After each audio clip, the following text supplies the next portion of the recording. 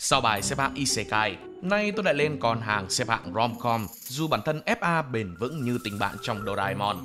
Và chắc chắn ai cũng từng rớt hố rom-com ít nhất một lần.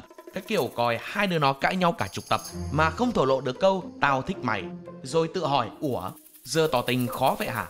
Nhưng nhờ vậy mà rom-com mới cuốn. Drama có, hài có, tình trong như đã cũng có. Coi xong vừa tức vừa nghiện. Trong video này tôi sẽ gom hết mấy cái thể loại rom-com mà tôi đã coi. Có thể loại học đường ngọt như kẹo, có kiểu cưới trước yêu sau lạ đời, và không thể thiếu tsundere đấm nhau trước, yêu nhau sau. Tất nhiên, bảng xếp hạng này không khoa học, không học thuật, chỉ có cảm tính và một xíu cay cú vì coi hoài tụi nó không yêu nhau. Nhưng biết đâu các bác lại tìm ra một bộ mới để cày xuyên đêm thì sao? Xếp hạng này hoàn toàn dựa trên gu cá nhân của tôi và chỉ nói về anime manga dựa trên các tiêu chí như cốt truyện, xây dựng và phát triển nhân vật. Ngoài các bộ rank cao thì mấy bộ khác tôi sẽ chỉ đánh giá nhanh chứ không đi sâu vào quá nhiều. Rồi, giờ thì mở màn nhẹ nhàng với rank D. Đây là những bộ xem xong tôi chỉ biết thốt lên ôi dồi ôi, chuyện là gì mà là chuyện này chấm. Kanojo Okarishimasu, bạn gái thuê. Thanh niên nổi tiếng với nickname Loser 300 chap. Bấy nhiêu đó thời gian chỉ xoay quanh việc hẹn hò của men, và quan trọng là nó méo có một cái tiến triển gì. Mục đích thuê bạn gái là để thoát kiếp trai tân, nhưng gái mới thì không sơ múi được gì đã đành, mà men còn thảm họa đến mức thường hay lụy gái cũ. Men với mấy cô em cứ xa quần với nhau, đi được một bước thì lại lùi 3 bước, độc giả theo dõi mà cũng ngán ngẩm theo. Kakono Inazuke, hôn thề Cuckoo. Không hổ danh là chuyển nhân của Loser 300 chap, nhưng được thêm đủ lại topping như hôn thê, crush, em gái và bạn tuổi nhỏ. Drama của bộ này bắt đầu khi hai gia đình trao nhầm con lúc mới sinh, rồi sau này muốn tụi nó đính hôn. Mà thế méo nào lại nhầm được một đứa con trai với con gái vậy? Ngoài ra thì câu chuyện sau này có nhiều chỗ khá giống Nisekoi, khi men yêu giả hôn thê, yêu thật bạn thuở nhỏ, còn đứa em gái hờ thì lại crush men. Nhưng nó thì lại là một mớ hỗn độn, tình tiết hời hợt, tình cảm gượng ép, có nhân vật thì nhạt nhòa như người qua đường, ngay cả khi vứt não để xem thì nó cũng làm tôi thấy ức chế. Kuroi wa Medaka ni watashi no kawaii ga sujinai. Kuroi wa Medaka không hiểu được sự dễ thương của tôi. Men bộ này như một cái nam châm hút gái vì anh quá liêm nên nữ chính phải làm đủ cho con bò để cưa cầm. Ngoài nữ chính ra còn thêm mấy em gái khác nữa, từ cute rụt rè cho đến xinh đẹp táo bạo có đủ hết. Bộ này lúc đầu cũng thú vị khi xem men tâm tịnh như nước trước mấy chị em, nhưng càng về sau thì càng nhạt. Tôi đã cố xem để chờ một cái gì đó như character depth của các nhân vật, nhưng không, tác giả chả thèm xây dựng nhân vật hay cốt truyện gì, cứ cho em nào đụng men là auto đổ trước ảnh. Mọi thứ chỉ xoay quanh mấy pha sâu hàng để quyến rũ men. Domestic Nakanojo, bạn gái chung nhà. Nếu để tóm tắt bộ này trong một câu thì chắc là gia đình hai con vợ chồng hạnh phúc. Men yêu cô chị nhưng lại ngủ với cô em rồi làm cô có thai. Sau đó men cưới cô chị rồi cả ba người sống hạnh phúc bên nhau. Đúng là một người đàn ông số hưởng. Ngoài ra thì bộ này không có tác ecchi vì tôi thấy nó hệt như hentai vậy. Xem xong mới thấy tầm quan trọng của việc học, giáo dục giới tính và đạo đức. Kimi no koto ga daisuki na 100 ri no kanojo. Cái tên dài quá, 100 cô bạn gái. Tôi phải công nhận tác giả đã bỏ công xây dựng phết, vì mỗi cô đều có một đặc điểm riêng, còn men thì có thể hòa nhập hòa tan với từng cô. Cơ mà nhiều cô quá nên đâm ra tất cả đều biến thành người qua đường hết, chả có ấn tượng gì, xem xong là tôi quên sạch. Ngoài ra mọi thứ đều khá chill cho đến khi men húp luôn mẹ và bà của người yêu. Câu nói tôi nghe nhiều nhất về bộ này là nó cà khịa lại mấy bộ rom-com harem khác. Dù là vậy, nhưng với tôi thì trên đời này chả thiếu gái đến mức phải nạp luôn cả gia đình của bồ vào hậu cung. Tiếp đến là rank C. Tôi xin nói trước thì có thể dưới đây có những bộ chễm chệ trong top list của nhiều người, nên bạn cũng đừng bất ngờ khi tôi nhét vào đây. Dù sao cái xếp hạng này cũng là gu của tôi thôi mà. Với tôi thì các bộ này không hề tệ, nhưng nó cũng chưa đủ đô để tôi phải wow. Tóm lại thì tôi thấy rank này khá ổn để giải trí. Các tựa dưới đây đủ nhẹ nhàng, đủ drama, thích hợp để chill mà không xúc phạm EQ của khán giả. Fufu Ijo Koibito Miman, trên vợ chồng, dưới tình nhân. Khi oan gia ngõ hẹp, phải sống cùng nhau để hoàn thành khóa học vợ chồng của trường. Bộ này ban đầu xoay quanh tình tay ba giữa bạn thuở nhỏ, nam chính và nữ chính. Nhưng xem một hồi thì tôi thấy nhân vật bạn thuở nhỏ kia như đá lót đường cho đôi chính vậy. Rất là nhạt nhòa và không có điểm nhấn. Trong khi đó nam nữ chính thì cứ thay đổi xoành xoạch một cách khó hiểu. Mới phút trước đau khổ vì người này, về tới nhà lại ôm ấp người kia, làm não tôi chả thể loát kịp. Khi sống dưới một mái nhà thì có rất nhiều cách để phát triển tình cảm của nam nữ chính, nhưng tác giả lại chọn con đường nhàm chán nhất và cũng bổ mắt nhất: mấy cảnh ecchi ngập màn hình. Nên thay vì ngọt lịm hay ho thì tôi thấy cái bộ này cứ phải gây khó chịu vì tình tiết vớ vẩn cùng với tính cách của các nhân vật. Roshidere, Aria bản bên thỉnh thoảng lại trêu tôi bằng tiếng Nga. Nếu không tính light novel mà chỉ nói riêng anime thì gái Nga rất nhạt nhẽo trong mắt một số người, trong đó có cả tôi. Ngoài những đoạn miêu tả nội tâm của Aria đã bị thay bằng cảnh fan service, thì các đối thủ khác như Yuki hay Masha quá nổi bật đã chiếm hết spotlight, nên nữ chính chỉ còn là cái tên. Xem phim mà tôi cứ xoắn hết cả não, chả hiểu tại sao main lại đổ trước nàng tsundere này được. Tương tác giữa cả hai thì nhạt như nước ốc, thêm mấy quả côn trùng fake cứ dồn dập thì thôi, tôi xin khiếu. Megami no Cafe Terrace, quán cà phê nữ thần. Tôi đến với bộ này vì thấy nhiều người bảo đây là bản rap của 5 tô bún. Xem xong thì tôi thấy cũng ổn áp đó chứ. Mới vô thì hơi bỡ ngỡ vì xôi thịt cứ đập vào mặt tới tấp. Đặc biệt là mấy cảnh hài bựa nhưng ít cringe nên tôi xem khá giải trí. Trong manga thì về sau diễn biến theo kiểu đời thường với gia đình nhiều hơn. Các drama cũng ở mức tạm chấp nhận được. Tổng quan thì đất diễn chia đều cho các mấy cô gái. Riêng tôi thấy Ami là nổi bật nhất trong dàn vì cái tính vô tư dị dị của cô. Cơ mà qua tới season 2 thì hơi ngợp quá vì đẻ ra thêm 5 cô nữa, tổng cộng có đến 10 cô. Dù biết là character phụ nhưng tôi thấy nó bị quá tải nên không ưng lắm. Ngoài ra tác giả còn học tập 5 tô bún là spoil cuối phim main vợ con đề huề, tiết kiệm thời gian cho ai gu en harem hay 11. Để coi tới đây thì có thể drop luôn. Ijira này de Nagatoro-san. Đừng chọc tôi nữa Nagatoro-san. Đây không phải là một bộ rom-com dễ nuốt với tất cả, đặc biệt khi chỉ mới nếm qua vài tập đầu tiên. Mở màn bằng một loạt trò trêu chọc mà nhiều người gọi thẳng là bắt nạt học đường. Nhưng không sao, vì tôi thừa thời gian và đủ kiên nhẫn để xem tiếp. Để giờ tôi phát hiện đây là một câu chuyện cảm động về sự thay đổi, trưởng thành và cách hai con người kỳ lạ dần dần ảnh hưởng tích cực đến nhau. Naoto là một học sinh năm 2 sống nội tâm, còn Nagatoro là đàn em tinh quái, hơi nhây, thích chọc phá cậu mỗi ngày. Bằng mấy trò chọc ghẹo, Nagatoro từng bước chen chân vào thế giới khép kín của senpai. Nagatoro không phải kiểu nhân vật nữ chính, chỉ biết đùa dai. Cô kéo Naoto ra khỏi vùng an toàn bằng những cách lạ đời như bắt cậu đi tập thể dục chung. Lúc đầu Naoto là một cục đất nhát gan, càng về sau thì tôi đã thấy được ý chí và lòng tự trọng của cậu này. Có thể Naoto vẫn đỏ mặt tía tai mỗi khi bị đàn em cà khịa, nhưng đôi lúc cậu cũng biết bật lại, biết đứng ra bảo vệ người mình quan tâm, biết thể hiện chính kiến. Và chính cái sự thay đổi đó làm nên cái hay của bộ này. Khi những lời trêu đùa trở thành quan tâm, những pha phản đam hài hước xen kẽ sự chân thành, tôi nhận ra đây không chỉ là một bộ rom-com dị. Nó có cái dị, có cái nhây, nhưng cũng có cái ấm. Ijira này de Nagatoro-san là một chuyện tình wholesome theo cái cách rất riêng của nó. 2,5 Dimension Seduction, sự quyến rũ của 2,5D. Mới vô thì thấy rõ main bộ này đúng là một thằng otaku loser ghét gái. Nó chỉ thích gái 2D và bằng cách thần kỳ nào đó luôn được các em gái xinh tươi vây quanh. Nếu chỉ có vậy thì tôi đã vứt thẳng bộ này xuống rank D. Một số cảnh ero cosplay và fan service trong đây chắc sẽ khiến một số ông hơi bị căng cơ tay. Nhưng 2,5D không phải là một bộ làm ra chỉ để thẩm du tinh thần. Điểm khác biệt là bộ này không đi theo mấy lối mòn thường thấy. Vì câu chuyện tập trung vào việc cosplay của mấy cô gái và niềm đam mê của các otaku, còn main thì lại lui về làm hậu phương vững chắc cho họ. Phần love line và hướng phát triển tôi thấy cũng ổn.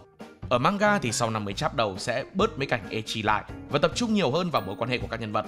Ngoài ra nếu trong các bộ harem khác, yếu tố Yuri được xem là gia vị gây hài, thì ở 2,5D, chuyện tình của cô giáo Mayuri và Eli được tác giả khai thác rất nghiêm túc và có tâm. Không chỉ nhân vật chính mà các character phụ xung quanh đều được build chỉnh chu và kỹ càng. Ai mà mê ero cosplay thì có thể nghía qua bộ này thử. Pseudo Harem, hậu cung giả tạo. Cái bộ này làm tôi thấy bị chap anh em ạ. Rõ là harem mà tôi phải thốt lên tiên sư cái bọn yêu nhau. Nếu dùng hai từ để nói về Pseudo Harem thì chắc là ngọt và lạ. Đúng kiểu hậu cung của anh một mình em gánh.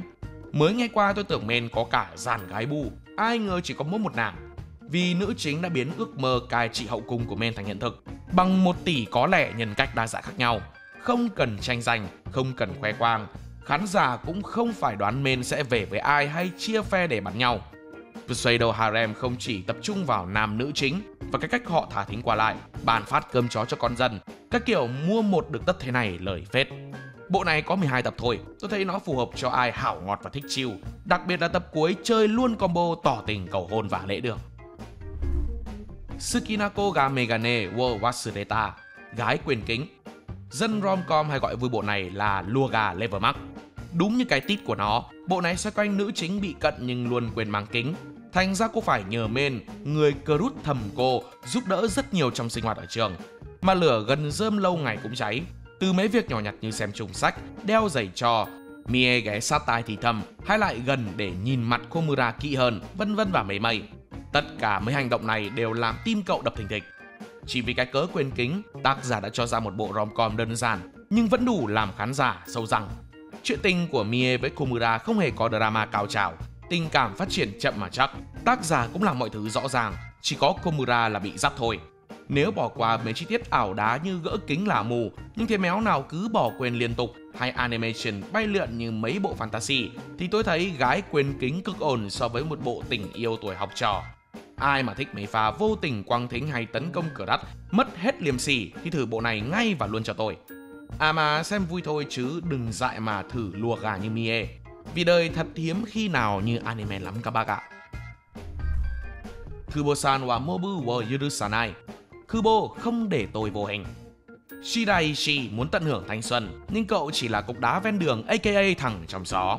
Nhưng Kubo nhất định sẽ cho thế giới biết đến sự tồn tại của cậu. Bộ này nhìn lướt qua thì ai cũng thấy nó rất là điển hình.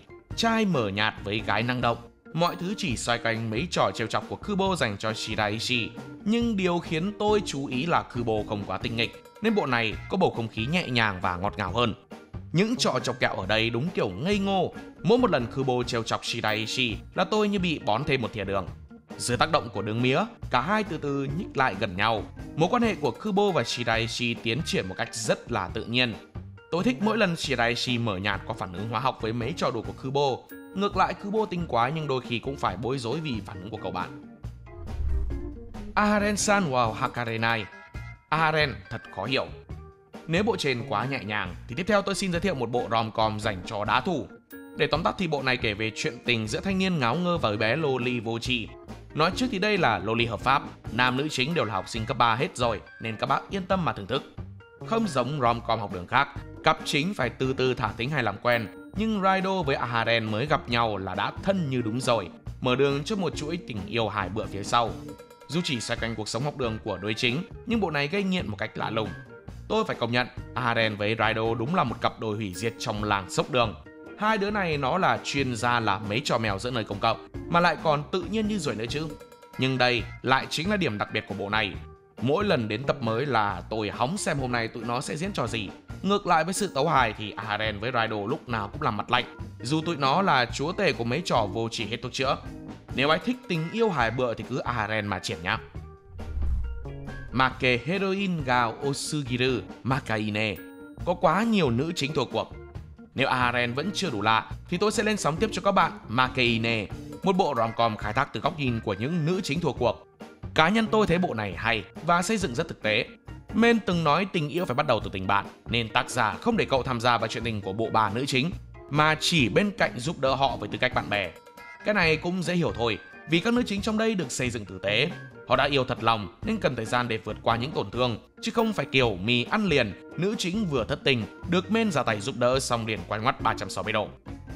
Với tiền đề là tình bạn thân thiết, sau khi bộ ba nữ chính move on, họ sẽ bắt đầu thích men và tạo nên harem đúng như mọi người mong đợi. Cá nhân tôi rất ưng bộ Makaine này. Tôi thích được xem đa dạng góc nhìn của mấy cô gái, cũng như hiểu được lý do vì sao họ phải lòng men trong tương lai. Kawaii dake janai Shikimori-san. Shikimori không chỉ dễ thương. Nãy giờ nói về hậu cung cũng nhiều, tôi sẽ quay lại chế độ 1-1 đây. Không đi theo mô típ từng thấy, vì ở đây Shikimori mới là người bảo vệ cho Izumi. Tôi thấy men đã lấy hết may mắn của mình để gặp được Shikimori, thành ra ổng vô cùng xui xẻo. Thêm combo hậu đậu thì số ông thần phải nói là đèn không ai sánh bằng. Câu chuyện xoay quanh việc Shikimori bảo kê cho sự xui rủi của bạn trai mình, rồi hai đứa bón đường cho khán giả thôi. Ngoài ra tôi thấy cũng có một chút phát triển nhân vật, khi mà Izumi không còn tự ti vì cô bạn gái quá hoàn hảo, vì hai người đều có thể bù đắp ưu khuyết điểm cho nhau. ví dụ như tài nấu nướng của Izumi chẳng hạn. Tóm lại, ông nào thích được gấu cưng chiều bảo vệ thì bộ này khá hợp đó. Shinigami Bochan to Kuromete, công tước tử thần và cô cậu gái. Giữa một rừng mì ăn liền rom-com thì tôi thấy bộ này như một bát ramen thơm phức. Dù nội dung với bối cảnh không quá độc lạ, nhưng khi pha thêm một chút fantasy là cũng đủ để nó nổi bật hơn. Victor là bị dính lời nguyền, làm cho bất kỳ sinh vật sống nào đụng vô ổng là heo. Mới xem thì tôi thấy chuyện tình ông này bi kịch phết, nhưng hóa ra là cơm chó trá hình. Không cần skinship thì vẫn có vô số cách để nàng hầu Alice trêu chọc và quyến rũ Victor. Phim này lạ ở chỗ nó chỉ xoay quanh cuộc sống của Victor với Alice, còn lời nguyền chỉ là topping để thêm phần đậm đà. Nói là chủ tớ nhưng xem rồi mới biết ai là gà, ai là thóc. Nàng Mết xinh đẹp luôn thả thính siêu chất lượng, còn Men thì cứ đỏ bừng mặt mà đớp thôi. Ngoài mấy pha tình cảm quấn quéo thì tôi đánh giá cao bộ này khi thấy rõ tâm lý của Men. Victor chỉ là một người bình thường nhưng lại mắc lời nguyền quái ác này, đến cả gia đình cũng ghẻ lạnh cậu, làm cho cậu luôn tự ti và luôn phải đè nén áp lực. Tình yêu của Alice là thứ giúp Victor có thể sống sót, sưởi ấm trái tim của cậu. Một điểm cộng của bộ này là plot chặt chẽ, có tính liên kết qua từng tập. Vậy nên tôi có thể vừa chill với rom-com, vừa xem về lời nguyền của Men mà không sợ căng não. Tomo-chan wa Onanoko. Tomo-chan là con gái. Thêm một bộ rom-com bẩn bựa nữa cho các ông đây. Nữ chính thích thầm bạn thuở nhỏ, nhưng nó chỉ xem cô như bro thân thiết. Vậy nên Tomo luôn muốn tỏ ra nữ tính hơn để Jun chú ý đến mình. Xem hành trình cưa đổ cờ đắt của Tomo mà tôi cười không ngậm được mồm. Chỉ vì cái vẻ ngoài tomboy và tính cách mạnh mẽ mà đôi này gặp đủ chông gai, tình huống lãng xẹt còn nhiều hơn lãng mạn. Cộng thêm mấy nhỏ bạn thân mỏ hỗn làm chuyện tình của Tomo gần như bít cửa. Mà đó là do cô nghĩ vậy thôi, chứ thật ra Jun vẫn luôn yêu con người thật của Tomo. Chẳng cần cô phải nữ tính hay thay đổi gì hết. Tôi thích cái bộ này vì nó không chỉ nói về cặp chính mà các nhân vật phụ hay chuyện trưởng lớp cũng có đủ, thêm mấy chi tiết gây hài nên xem không bị chán. Sono Biskedon wa Koi Osuru, My Dress Up Darling. Một bộ rom-com mà nữ chính vớ bở được anh chồng ngon từ thịt, ngọt từ xương. Cũng như trong 2,5D, Coldplay một lần nữa xe duyên cho nam nữ chính đến với nhau.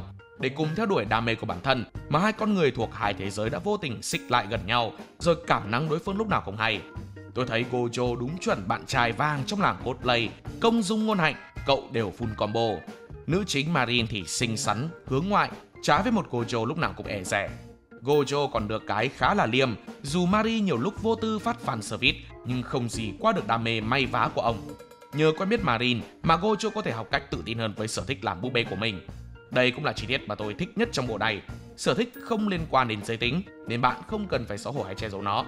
Ngoài mấy cảnh nóng mặt thì tôi nghĩ My Dress Up Darling cũng không quá kén người xem nếu bạn yêu thích cosplay và đang tìm một bộ rom-com để giải trí. The Angel Next Door Spoils Me Rotten, thiên sứ nhà bên.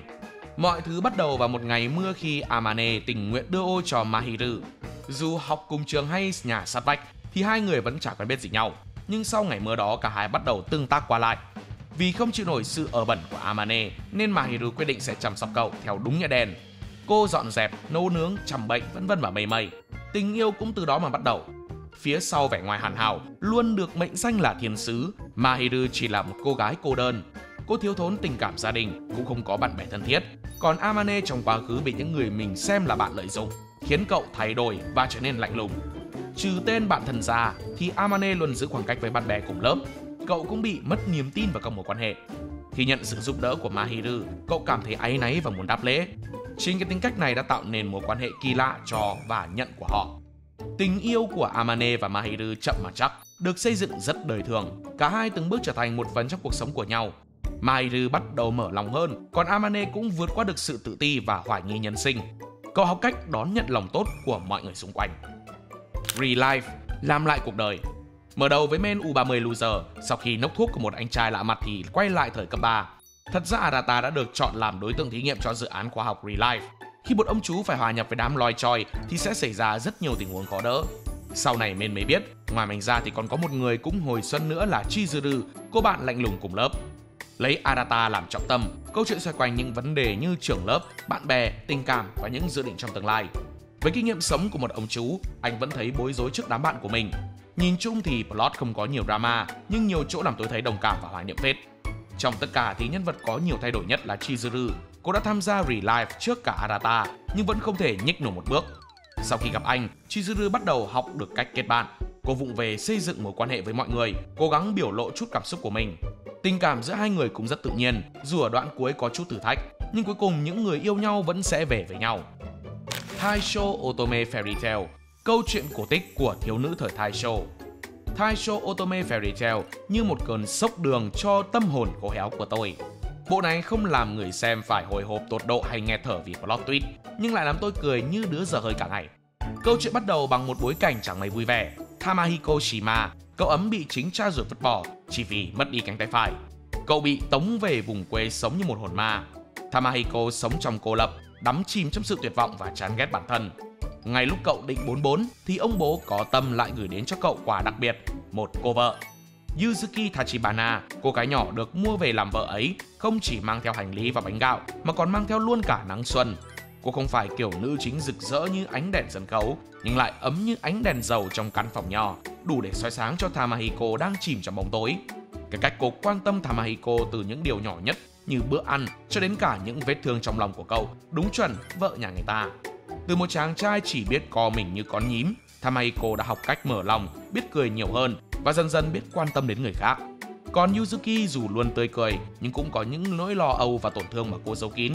Chính Tamahiko cũng là người khiến cô hiểu được rằng tình cảm là chuyện hai chiều, không ai mãi cho đi hay chỉ mãi nhận về. My Love Story, chuyện tình của tôi. Do vẻ ngoài bặm trợn cao to của mình mà suốt mười mấy năm Takeo vẫn ế chồng ế chơ. Từ nhỏ đến lớn, cứ mỗi lần Takeo crush ai đó là nhỏ đó sẽ quay qua tỏ tình với hot boy Makoto, thằng bạn chí cốt của Takeo. Cho đến một ngày định mệnh, Takeo cứu Rinko khỏi thằng bái thiến. Đây là một câu chuyện thanh xuân vườn trường tươi phơi phới, hài hài cute. Cái hay của My Love Story là thiết lập nhân vật rất duyên dáng. Ví dụ như nam chính Takeo. Dù được định sẵn là một người không ưa nhìn, nhưng xem một hồi tôi quên hẳn cái vụ này luôn. Chỉ thấy một Takeo rất tốt bụng và đáng yêu. Có thể nói Takeo là một nhân vật rất chất phác, ngây ngô, và chính điều này đã khiến cho Rinko phải lòng cậu. Nữ chính Rinko thì khỏi phải bàn, cực xinh và tinh tế. Quan trọng nhất là cô ấy nhìn người khác qua trái tim của họ, chứ không phải ngoại hình. Từng nhân vật từ chính đến phụ đều có cá tính với quan điểm sống rõ ràng, có suy nghĩ, có chính kiến và cảm xúc của mình, chứ không bị một màu hay mờ nhạt. Tóm lại, bộ này không chỉ hài, ngọt mà còn rất healing. Có thời gian các bạn nên xem thử. Cày bộ này xong tôi thấy yêu đời vãi. Kimiwa Medo-san, em là nàng hầu gái. Nữ chính là sát thủ nhưng quay xe làm hầu gái, đến dọn dẹp cái chuồng lợn của men, sẵn dọn luôn tìm cậu. Câu chuyện xoay quanh cuộc sống thường ngày của Yuki và Hitoyoshi. Dù được thuê làm hầu gái, nhưng Yuki chả có tí gì kỹ năng, đụng đâu bể đó còn thua cả thằng nhóc cấp 3 là Hitoyoshi. Nói đúng hơn là Yuki không biết cách sống như một người bình thường. Bộ này không quá nhiều drama, phim tập trung vào quá trình Yuki khám phá cảm xúc, học cách yêu thương và tận hưởng những thứ giản dị trong cuộc sống như đi chợ, đi học, nuôi pet, khóc, cười. Đây đều là trải nghiệm mới lạ với cô, một sát thủ được huấn luyện từ bé. Không chỉ rom-com mà nó còn pha chút hài hước, đời thường và hành động. Cụ thể là mấy pha bay nhảy của Yuki. Tóm lại bộ này xem giải trí thì ổn phết. Yofukashi no Uta, Call of the Night. Đã bao giờ bạn nhìn lên trần nhà lúc 1 giờ sáng và tự hỏi mình đang làm cái quái gì với cuộc đời này? Yamoriko là một học sinh gương mẫu. Cậu được điểm cao, có bạn bè, được tỏ tình, nhưng tất cả đều khiến cậu mệt mỏi. Yamori bắt đầu nghỉ học và lang thang ngoài đường mỗi đêm để chữa lành. Sau đó cậu gặp Nazuna, ma cà rồng hệ lầy lội. Yamori muốn được trở thành vampire để sống đời tự do không gò bó, nhưng muốn biến đổi thì cậu phải yêu người cắn mình. Thay vì vồ vập nhau thì Yamori và Nazuna phải tìm hiểu trước để xem có hợp làm bạn đời bất tử không. Một mối quan hệ kỳ quặc với 2 cú đêm chính là điểm thu hút của bộ này. Vampire trong đây đi chơi pachinko, đi lấp hotel, ăn mì ly và suy vì cô đơn. Ngay cả những nhân vật phụ như nhân viên văn phòng hay đám vampire nổi loạn cũng đang tìm cách sống sót trong guồng quay của xã hội hiện đại. Mỗi đêm, họ lang thang để tìm kiếm một chút bình yên. Những cuộc deep talk giữa đêm, những bước chân vô định, những lần nửa thật nửa đùa về tình yêu, sự cô đơn và hoài nghi về bản chất của việc tồn tại. Drama thì cũng có đấy, nhưng chỉ như topping trên ly trà sữa thôi.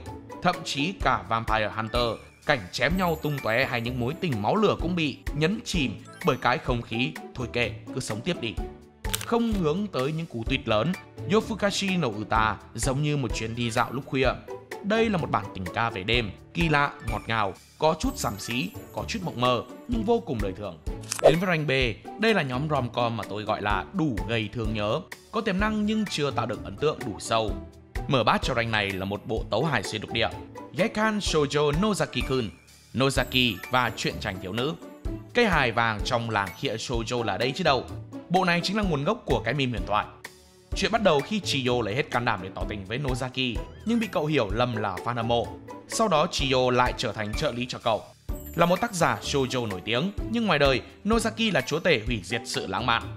Đầu gỗ Nozaki luôn nghĩ đến việc sáng tác, nên vô tình biến những ý tưởng bay bổng của Chiyo trở nên lãng xẹt như đi trùng ô, đèo sau xe đạp, dùng áo khoác che mưa, vân vân và mây mây. Chắc bạn cũng nhận ra rồi đúng không? Đây đều là những đặc trưng thường thấy trong phim tình cảm. Nhưng qua Nozaki thì nó biến thành những pha tấu hài giật méo cả mồm. Ngoài cặp chính ra, mấy nhân vật phụ khác đều được chế được diễn. Dàn kép phụ có 102 góp phần giải trí cho phim cực mạnh. Nhờ mấy trò khó đỡ hay tính cách kỳ lạ của mọi người đã cho Nozaki cảm hứng hành nghề. Cậu biến họ thành các nhân vật trong manga của mình. Không cần drama cao trào, không hài nhảm vớ vẩn, nhưng bộ này vẫn làm tôi dính như keo 502. Thực sự tôi không đoán trước được diễn biến tiếp theo của nó, vì nhân vật nào cũng quậy đục nước mỗi lần họ xuất hiện. Tôi không biết tác giả ăn gì mà cúc ra được cái nồi lẩu mùa thu Hà Nội này. Boku no Kokoro no Yabayatsu, Boku Yaba. Ông nào drop ngay tập 1 thì tôi xin khẳng định thằng nhóc Ichi không phải là set nhân. Em nó chỉ bị chư Nibio nhẹ thôi. Nếu nhìn qua thì Boku Yaba theo công thức điển hình là hot girl cặp với thằng trong xó. Nhưng nếu chỉ có vậy thì Boku Yaba sẽ không có mặt ở rank này. Lúc mới xem, tôi nghĩ là Ichi nó đã lỡ thích một cô nhóc ngoài tầm với của mình và muốn xem tác giả sẽ cúc kiểu gì để đưa Ichi cưa được nàng. Kết thúc 2 season, tôi nhận ra đây không chỉ đơn thuần là chuyện tình yêu báo của tụi cấp 2, mà là hành trình trưởng thành của Ichi và Yamada. Bên ngoài, Yamada có vẻ lớn hơn so với tuổi, dù luôn chuyên nghiệp và chín chắn trong công việc, nhưng Yamada vẫn chỉ là một cô nhóc. Rất nhiều lần cô hoang mang và suy sụp trước mọi thứ, nhưng lúc đó Ichi đều bên cạnh để động viên. Ichi cũng không phải thằng ất ơ, tự nhiên được gái xinh để ý. Nhìn thì cậu có vẻ trẻ con và hơi trẩu, nhưng Ichi lại là một người rất nghiêm túc mỗi khi chuyện có liên quan đến Yamada. Nhờ những ảnh hưởng tích cực từ cô mà Ichi đã thay đổi. Cuộc sống của cậu có thêm nhiều niềm vui. Cậu không còn rụt rè và trở nên mạnh mẽ hơn. Từ ý nghĩ chỉ cần được làm một phần nhỏ trong cuộc đời của Yamada, cho đến lúc Ichi mạnh dạn bày tỏ tình cảm của mình. Không fan service hay drama lố lăng, các tình huống và tâm lý nhân vật đều hợp lý. Cày bộ này xong tôi tưởng mình bị tiểu đường giai đoạn cuối. Hy vọng anime sẽ có mùa 3 để tôi được tiếp tục ăn thêm cơm chó. Horimiya. Lần đầu xem Horimiya tôi nhớ ngay đến Switch Girl. Cả hai đều là câu chuyện giữa cô nàng nổi tiếng với cậu trai mở nhạt và thỏa thuận giữ bí mật về con người thật của họ. Giờ thì vào việc chính thôi. Hori là một nữ sinh năng động, được bạn bè yêu quý. Còn Miyamura là một anh chàng ít nói, bị hiểu lầm là otaku lập dị nên gần như không có bạn bè. Mối quan hệ bắt đầu khi Miyamura giúp đỡ em trai của Hori. Sau khi hứa giữ bí mật thân phận cho nhau, từ đó Hori và Miyamura bắt đầu chú ý đến người kia hơn. Một bộ rom-com học đường với đủ thể loại gia vị như áp lực thi cử, tình yêu, tình bạn. Các tình huống thường rất đời thường mà tôi nghĩ phần lớn mọi người đều từng trải qua khi crush mà không dám nói. Bị từ chối khi tỏ tình hay ghen khi thấy người mình thích thân với đứa khác. Nhìn chung là đậm chất thanh xuân vườn trường. Nửa sau phim hơi bị rush nên tôi thấy không đủ hấp dẫn như phần đầu nữa. Khi studio cố nhồi nhét hơn 100 chap vào 13 tập thì nó sẽ biến thành một video spoil chứ không còn là anime chuyển thể. Các diễn biến tâm lý, quá trình phát triển tình cảm của nhân vật cũng như các sự kiện đều bị vứt ra chuồng gà. Bù lại thì bộ này có dàn nhân vật hùng hậu, đông vui như cái lớp học, mỗi đứa một kiểu, tạo drama nhẹ nhẹ đủ gây nghiện. Cuối phim tôi ấn tượng nhất là Miyamura, một boy emo luôn cô độc, che giấu bản thân. Cậu dần mở lòng thoải mái thể hiện con người thật của mình và kết nối với mọi người xung quanh. Horimiya là một bộ rom-com phá muối nhẹ nhàng mà không nhạt, đủ để làm hài lòng người xem là tôi đây. Gotobun no Hanayome, nhà có 5 nàng dâu. Năm tô bún nói về Futaro, thanh niên nghèo rất vùng tơi đi làm gia sư, từ đó mà dính vào cuộc sống của chị em nhà Nakano. Mỗi cô là một tính cách và cả năm cùng bước vào một cuộc chiến tình yêu mà ai cũng có khả năng trở thành cô dâu tương lai. Trong khi tâm lý của Miku, Nino, Ichika và Itsuku được khai thác rất kỹ, thì tác giả lại quyết tâm giữ bí mật nội tâm của Futaro đến phút thứ 89. Nhờ làm vậy mà ai cũng bất ngờ khi bị lão Negi úp sọt. Quả en năm đó đúng thật là đáng nhớ. Đối với cá nhân tôi, điểm trừ lớn nhất của bộ này là tâm lý của Futaro bị giếm quá kỹ. Thì không đoán được winner cũng khá là thú vị, nhưng việc này cũng là con dao hai lưỡi. Futaro nghĩ gì, cậu cảm thấy ra sao, đối với khán giả đều rất mơ hồ, càng về cuối góc nhìn nghiêng hẳn về phía các cô gái, khiến cái kết với Yotsuba trở nên bất ngờ và gây tranh cãi. Một vài cảnh flashback hời hợt không đủ thuyết phục người đọc rằng tình cảm này đã tồn tại và lớn dần qua thời gian. Mà không chỉ Futaro, mà ngay cả cảm xúc của Yotsuba cũng bị giấu quá nhiều. Hành trình của 4 chị em kia thì quá rõ ràng, trong khi cô Tư lại trở thành túi mù và để khán giả tự lý luận với nhau. Với tôi thì 5 tô bún sẽ trọn vẹn và hay hơn nếu Negi dành nhiều thời gian để đầu tư, đào sâu hơn về nội tâm của cặp đôi để người xem có thể cảm nhận được tình cảm của họ dành cho nhau. Bởi vì tình yêu của Futaro và Yotsuba hoàn toàn hợp lý, chỉ là nó chưa được kể đủ nhiều. Yamada-kun no Nanani no Majo, Yamada và 7 nữ phù thủy. Sẽ ra sao khi một thằng cá biệt hoán đổi thân xác với hoa khôi của trường? Đó chính xác là những gì đã xảy ra trong Yamada-kun. Nhưng đây chỉ là mở đầu cho hành trình giải mã bí ẩn 7 phù thủy trong trường học của Yamada, khi mà mỗi một nụ hôn có thể kích hoạt năng lực siêu nhiên. Từ cặp đôi hoàn cảnh vốn dĩ chỉ có 2 người, câu chuyện dần dần mở rộng ra các mối quan hệ mới mà không bị ngộp. Dàn nhân vật nhiều nhưng không bị nhạt. Dù là chính hay phụ, hầu hết đều có cá tính và câu chuyện riêng, như Nene nhí nhố, Rika lạnh lùng bí ẩn, hai thanh niên chồng Casey Ushio. Điểm cộng to đùng của bộ này là về sự kết nối giữa người với người. Mỗi phù thủy đều mang một nỗi cô đơn riêng và sức mạnh của họ chính là cách họ cố tìm kiếm mối liên hệ với người khác. Shiraishi muốn trải nghiệm cuộc sống khác, Nene cần sự công nhận, Maria cố ngăn người khác gặp bi kịch. Đây là hành trình trưởng thành của Yamada và Shiraishi, hai con người tưởng chừng trái ngược nhưng thật ra lại rất giống nhau. Cả hai đều cô đơn và lạc lõng. Nhờ hoán đổi mà có thể mở rộng, hiểu người, hiểu mình hơn, còn quen thêm được nhiều bạn bè chí cốt. Đặc biệt là Yamada, từ một tên đầu gấu bất cần đời, sau này lại trở thành người kết nối tất cả mọi người. Vì cậu hiểu rằng thứ mình cần không phải là phép thuật, mà là tình bạn thực sự. Sakuraso no Pet Nakanojo, cô thú cưng của Sakuraso. Vì nuôi mèo Sodata mà bị chuyển vào ký túc xá Sakuraso, hang ổ của những kẻ lập dị. Nhưng chính nơi này lại trở thành một phần thanh xuân khó quên của Sodata, nơi cậu lần đầu đối mặt với những cảm xúc lạ lẫm, với thiên tài, với thất bại và cả chính mình. Sodata sống giữa những con người khác biệt. Mashiro, cô họa sĩ thiên tài nhưng ngô nghê. Jin, lãng tử giỏi viễn lách nhưng lại tự ti. Misaki, tình quái và rực rỡ như pháo hoa. Nanami, cô gái gồng mình vì đam mê. Akasaka, thiên tài công nghệ. Và Rita, bóng hồng u uất đến từ phương Tây.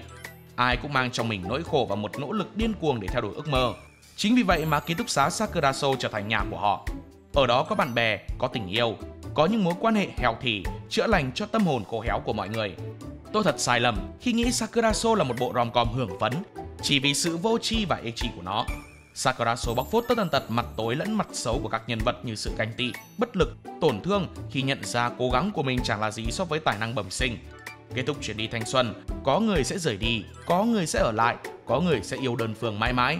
Nhưng Sakuraso là nơi giúp họ thấu hiểu chính mình và dũng cảm bước tiếp cho dù vẫn còn sợ hãi và vấp ngã. Sakuraso giống như một bức tranh lộn xộn nhưng chân thực mà mỗi nhân vật hay người xem đều có thể tìm thấy chính mình trong đó. Ở Sakuraso, họ có thể sẽ không trở thành thiên tài nhưng lại học được cách yêu, cách tha thứ và cách để sống thật với chính mình. Karakai Jozu no Takagi-san, nhất quỷ nhì ma, thứ ba Takagi. Trung bình rom-com thì càng né là càng dính, càng chọc là càng yêu. Ví dụ như Takagi và Nishikata đây, mỗi ngày đều chôn thằng bạn như cơm bữa, nhưng phía sau là cả bầu trời cơm chó. Nishikata, một ông cháu ôm mộng phục thù cờ đắt vì ngày nào cũng bị trêu không chợt phát nào. Kế hoạch trả đũa tưởng như đỉnh cao, ai ngờ vào tay Takagi toàn là tấu hề. Đã vậy cu cậu còn bị Takagi dí ngược lại. Cứ mỗi tập là một trò mới, như thi xem ai đỏ mặt trước hay thi đấu ném lon. Cũng có nhiều lần Takagi gửi hin, cô viết tên người mình thích lên cục gôm rồi đưa Nishikata xem. Nhưng nhóc ngáo ngơ này chỉ xem có một mặt nên vẫn chả biết được tình cảm của crush. Mỗi lần bị chọc ghẹo là Takagi mặt đỏ như cà chua, nội tâm giật la các kiểu, nhưng thật ra là cậu đã thích thầm Takagi lúc nào không hay. Nếu bạn hỏi tôi bộ này có gì hot thì tôi luôn nói là suốt 3 mùa anime chỉ lặp lại đúng công thức Takagi trêu chọc Nishikata. Nghe thì có vẻ nhảm nhở, nhưng với dân rom-com như tôi thì xem thả thính qua lại, cà khịa lãng mạn là đủ rồi. Còn nếu bạn thích drama cãi nhau bể nhà thì thôi, skip bộ này lẹ cho nó lạnh. Komi-san wa Komiu shou desu. Komi không thể giao tiếp. Komi là một nữ sinh gặp hội chứng về giao tiếp nên cô không thể kết bạn bình thường. Do đó ước mơ của cô là có được 100 người bạn. Nếu Komi nổi bật với vẻ ngoài nữ thần thì Tadano đúng kiểu con nhà người rừng. Nói chung là vẻ ngoài bình thường đúng như cái tên, nhưng cậu là người đầu tiên nhận ra Komi cần giúp đỡ. Mấy việc bình thường như gọi điện thoại, đi ăn ngoài, học nhóm hay tham gia lễ hội trường đều là thử thách với Komi. Bên cạnh sự hỗ trợ từ Tadano, chính sự quyết tâm của Komi đã giúp cô thay đổi. Từ đó mà hai người cũng trở nên thân thiết hơn. Sự thông minh tinh tế của ngài Tadano được nhiều con dần ngưỡng mộ. Cậu luôn thấu hiểu, luôn dịu dàng và để ý từng hành động của Komi. Phim còn gây ấn tượng vì cách thể hiện tinh tế về sức khỏe tâm thần, đặc biệt là hội chứng lo âu xã hội. Hành trình của Komi là câu chuyện về tình bạn, sự kết nối và lòng can đảm để vượt qua rào cản của bản thân. Komi-san là bộ rom-com đúng chuẩn, mì ngon vị thành đạt, không dầu mỡ, không chất phụ gia. Nó có thể không thay đổi cuộc đời các ông, nhưng chắc chắn có thể cứu rỗi một ngày tồi tệ. Ranga, tập hợp những bộ tôi thường xuyên kể lại. Tôi không chỉ xem để giải trí, mà còn theo dõi để thấy nhân vật trưởng thành, để thấy câu chuyện mở ra một cách trọn vẹn và hợp lý. Kishuku Gakko no Juliet, Juliet ở trường nội trú. Phiên bản weebu hóa của Romeo và Juliet theo hướng yêu là chiến. Ai cũng nghĩ Romeo là tên ngốc bộp chộp, nhưng cậu lại sẵn sàng làm tất cả vì người mình yêu. Đa phần là đi choảng nhau với nhà của crush. Romeo biết rõ mình sẽ không có được Juliet nếu hai bên cứ đấu đá, nên cậu đã mạnh dạn rủ cô cùng nhau thay đổi thế giới. Juliet không phải là bình hoa di động, cô mạnh mẽ, thông minh và không ngại sát cánh cùng Romeo để đập tan cái thứ gọi là định kiến xã hội. Sau màn tỏ tình vụng về, qua nhiều lần cố che giấu mối quan hệ mà cả hai trở nên thấu hiểu nhau hơn. Tình cảm càng bền chặt thì càng tạo động lực để hai người thay đổi thế giới. Tình yêu của Romeo và Juliet không chỉ là gói gọn trong trường lớp mà còn dùng để đấu tranh cho đất nước của cả hai. Nhưng nếu chỉ một mình họ thì sẽ không đủ sức. Nên phía sau là cả dàn nhân vật phụ chất lừ để support cho cặp đôi. Dù là những tình huống ngổ ngố, những pha giấu giếm hay mấy trận cãi vã, tất cả đều dần dần về một mục tiêu chung là xóa bỏ định kiến giữa hai thế giới vốn luôn đối đầu. Bên cạnh tình yêu và sự hy sinh, Juliet ở trường nội trú còn là một câu chuyện lớn hơn về sự hòa giải, về niềm tin rằng con người có thể bỏ lại quá khứ, cùng nhau xây dựng tương lai. Từ một học viện chia đôi bởi hận thù, họ đã biến nó thành biểu tượng cho hòa bình. Đây không phải là bộ rom-com quá phức tạp hay căng não, mà là một chuyện tình thanh xuân tươi sáng, hài hước, nhiều năng lượng. Kaguya-sama Love is War. Tình yêu là chiến tranh. Nghe thì tưởng như triết lý sống của một ông chú từng trải, nhưng đây là background của Kaguya-sama, một trong những rom-com mặn mòi và lươn lẹo mà tôi thích. Dù thích thầm nhau, nhưng Kaguya và Shirogane vẫn không chịu mở lời, vì đơn giản ở đây, ai tỏ tình trước sẽ là kẻ thua cuộc. Từ đó mở ra một màn đấu trí giữa hai bộ não overthinking. Chuyện tình giữa thiên tài vượt khó và tiểu thư danh giá. Hai người nghĩ ra đủ trò để dụ đối phương bày tỏ trước. Cứ thế mỗi ngày trong văn phòng hồi học sinh là một trận chiến, khi trí tuệ lên ngôi và sĩ diện là thứ sống còn. Phim còn khéo léo thêm vào các câu chuyện cá nhân và nội tâm từng nhân vật. Ngoài ra số lượng nhân vật phụ không quá nhiều, cũng không quá ít đến mức nhàm chán.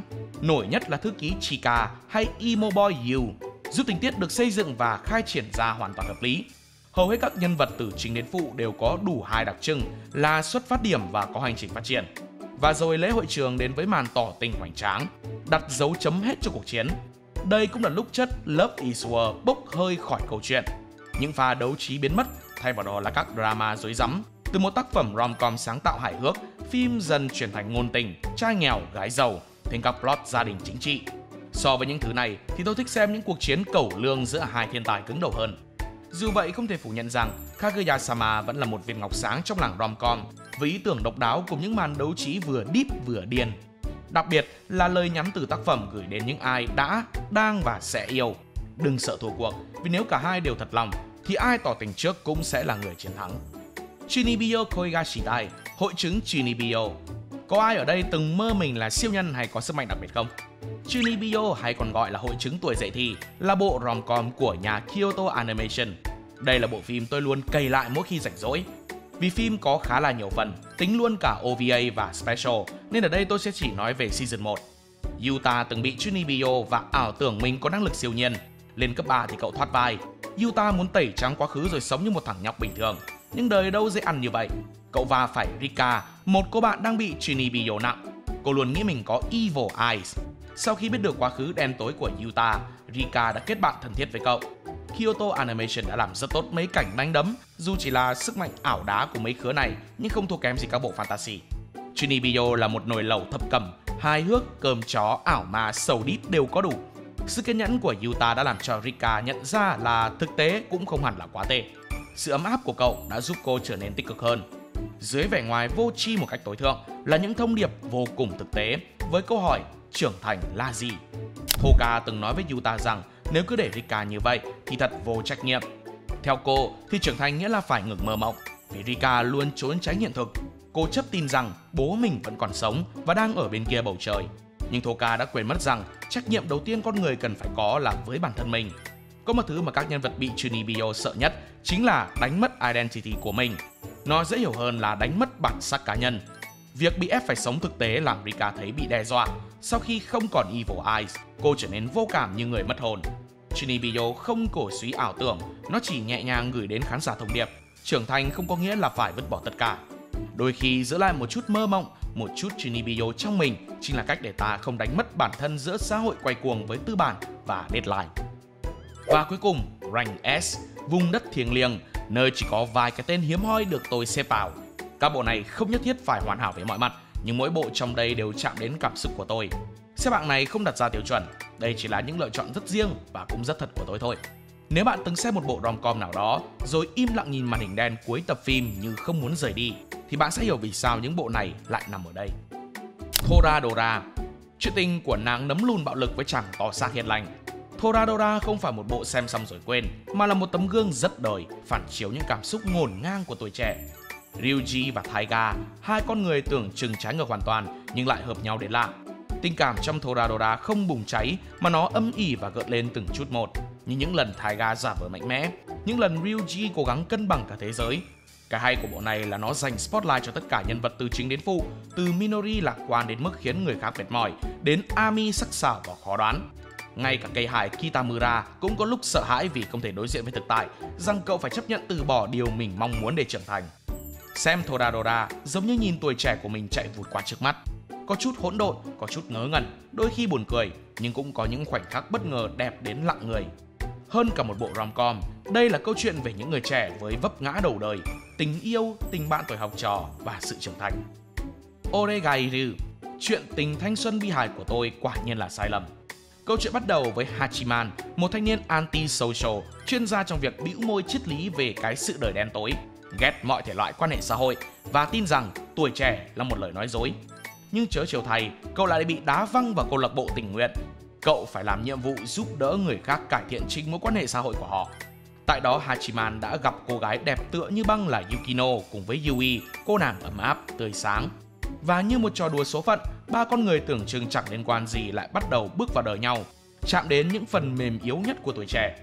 Oregairu không phải kiểu rom-com hương phấn ngọt ngào, cũng không phải dạng anime học đường vội vã yêu đương rồi tung hóa kết thúc. Trái lại, nó chọn cách từ tốn, lặng lẽ đẩy khán giả vào một hành trình lột trần các mối quan hệ được tô vẽ bằng lớp vỏ giả tạo xã giao. Tình bạn, tình yêu, sự cô độc, lòng tự tôn, tất cả những cảm xúc thường bị xem nhẹ ở tuổi học trò được mổ xẻ thẳng tay qua góc nhìn lạnh lùng của Hachiman. Nhưng cũng chính từ cái đầu lạnh ấy, tôi lại nhận ra nhiều hơn về sự ấm áp, thứ cảm xúc mà cậu luôn cố chối bỏ. Khi các yêu cầu của câu lạc bộ ngày càng khó hơn, khi mối quan hệ giữa ba nhân vật chính bắt đầu nặng nề với những cảm xúc không tên, thì Oregairu biến thành một bộ phim nội tâm. Những cuộc trò chuyện không còn cợt nhả mà trở thành nơi họ tự mổ xẻ chính mình, tự hỏi điều mình thực sự muốn là gì. Cái cách mà Hachiman lặng lẽ hy sinh bản thân, chọn cách tự tổn thương mình để giữ cho mối quan hệ của ba người không tan vỡ, là một hành động rất bản năng, rất con người so với một kẻ từng không ưa các mối quan hệ xã hội. Oregairu không dạy cách yêu mà dạy cách đối diện với yêu, với cái thật, cái giả, cái mà ta trốn tránh nhưng lại khao khát. Nó không hứa hẹn kết thúc màu hồng, cũng không cố gắng làm hài lòng tất cả. Nó cứ dắt, còn khán giả cứ đi, nhẹ nhàng mà thấy hơi cay cay, hài hước mà thấm thía, như chính những năm tháng tuổi trẻ đầy mâu thuẫn và dở dang. Golden Time. Golden Time là một combo mất trí nhớ, linh hồn lang thang và tỉnh tay ba. Về cơ bản thì đây là một bộ rom-com có nhiều tham vọng hơn vẻ ngoài của nó. Bắt đầu bằng một tình huống định mệnh giữa chàng tân sinh viên và cô nàng nổi bật, nhưng đằng sau lại là một vết nứt lớn nằm sâu trong ký ức. Banri là một người từng sống một cuộc đời khác, yêu một cô gái khác tên Linda và đã đánh mất tất cả sau một vụ tai nạn. Không chỉ ký ức, con người cũ của cậu bây giờ là một hồn ma vẫn đang hiện diện đâu đó, âm thầm theo dõi mọi thứ như một bóng ma của quá khứ chưa được giải thoát. Và đó chính là điều khiến bộ phim này, dù được gói trong vỏ ngoài rom-com, lại mang một chiều sâu tâm lý bất ngờ. Mất trí nhớ không đơn thuần là cái cớ để xây dựng bi kịch. Nó là một nỗi đau mang tính hiện sinh khi con người mới và cũ của Banri cứ lặng lẽ va vào nhau và tự hỏi tôi là ai khi không còn nhớ mình từng là ai. Tình cảm nào mới là thật nếu tôi không còn ký ức về nó. Những khoảnh khắc Banri cô đơn trong ký túc xá, nhìn người khác có một quá khứ để tựa vào, còn bản thân cậu thì trống rỗng. Và khi bộ phim chuyển sang chuyện yêu ai, chọn ai, tha thứ cho ai, thì mọi thứ bắt đầu xoắn lại như mì gói. Mối quan hệ giữa Banri, Kaga, Linda không hẳn chỉ là tam giác tình yêu, mà gần như là một vùng đan xen giữa ký ức và thực tại, giữa lý trí và tình cảm, giữa duyên nợ cũ và khao khát mới. Tôi nghĩ cái kết khá hợp lý, không phải vì Barry đến với người đúng, mà vì cậu chọn người thật trong hiện tại của mình. Dẫu sao nếu yêu ai đó chỉ vì ký ức, thì có lẽ đó là tình yêu của một phiên bản không còn tồn tại. Tóm lại, Golden Time không hẳn là một chuyện tình dễ yêu, nhưng là một bộ anime đáng nhớ nếu bạn sẵn sàng chấp nhận một hành trình tình cảm không hoàn hảo, đôi khi còn ức chế. Nó không chỉ nói về việc yêu ai, mà còn là chuyện học cách buông tay quá khứ mà vẫn giữ lấy phần đã từng là mình. Điều mà đôi khi còn khó hơn cả chuyện yêu đương.